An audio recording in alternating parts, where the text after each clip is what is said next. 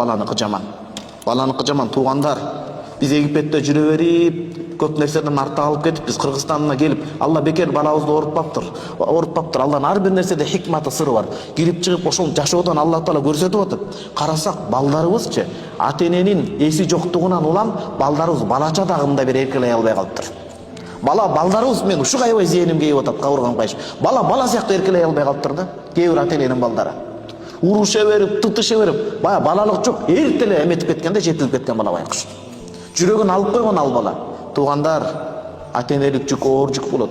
Кудайдан корколу баарыбыз. Балдарыбыз балача күлүп өтсүн. Балалык кезде күлүп жайнасын.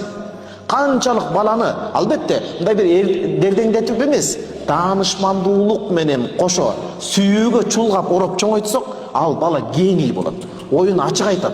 А баласын сабап бурчка такап, чегинен ашча ошондой катаал болгондор, эртең бир залым келип, эртең Кудай сактасын бир зордуктаган бирөө келсе, биринчи эле жаман сөзүндө бала ошого жан таслим болуп берет. Неге? Ата-энеси көндүрүп койгон ошого. Ата-энеси көндүрүп койгон, эртең залым келсе, ал жардам да сурай албай калат. Анткени анын психикасын биринчи кезекте ата-энеси бузуп койгон болот.